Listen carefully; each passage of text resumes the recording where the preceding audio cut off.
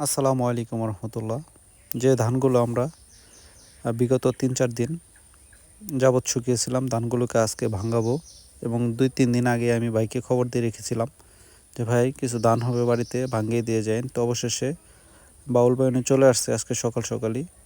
তো চলে আসার পরপরই উনি মেশিনটি প্রথমে স্টার্ট দিয়ে দেখতেছিলেন যে সব কিছু ঠিক আছে কিনা, এবং সব কিছু সেট করার পরে এরপরে ঘর থেকে ধানের বস্তাগুলো বের করে ভাইয়ের সামনে মেপে তারপর ওনাকে দিলাম। তো আলহামদুলিল্লাহ ৬ মনের মতো ধান ছিল সেখানে। এগুলো সব হচ্ছে সিদ্ধ ভাতের চালের ধান, ভাতের চাল। এবং এই ধানগুলোকে আজকে আমরা ভাঙাবো ইনশাল্লাহ। তো ভাই বলল যে এর আগে তো আমরা একবার করে চালিয়েই চাল হয়ে যেত।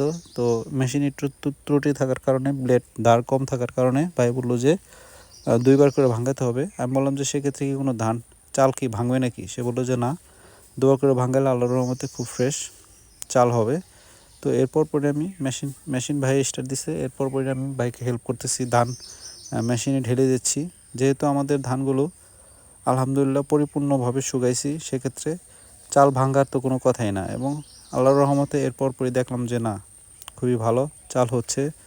এবং ২বার দেওয়ার পর পরই সেখানে আর কোনো অতিরিক্ত কোনো ধান সেখানে থাকতেছে না। তো যাক আলহামদুলিল্লাহ, খুবই রোদ্দুর ছিল আজকে, গরম। এবং এরপর পরে আমরা ভাতের চাল ভাঙানোর পরপরই আমরা কিছু পোলাওর চাল রেখেছিলাম, যেটা আতা চাল, সেটা ভাঙাবো। এবং এরপর পরই কিছু মুড়ির ধান, যেটা ওটার চালও ভাঙাবো ইনশাআল্লাহ। এবং বস্তাগুলো বড় ছিল এবং এক এক বস্তায় প্রায় অনেকগুলো ধান ছিল।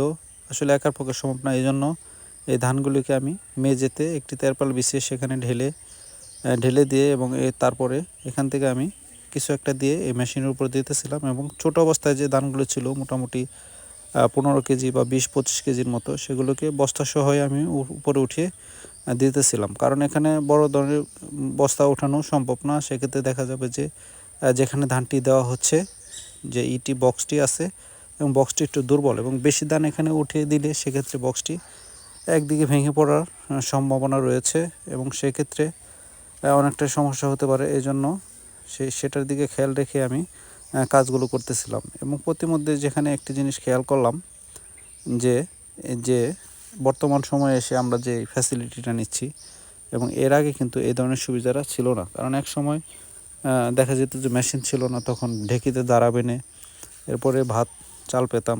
এবং এরপর পরে যখন কিছু মেশিন আসছে গ্রামে, অনেক দূরে দূরে ছিল, তো অনেক কষ্ট করে আমরা সেগুলোতে ধান নিয়ে গিয়ে মাথায় করে নিয়ে গিয়ে বা গরু গাড়িতে নিয়ে গিয়ে চাল বানতাম। যাই হোক।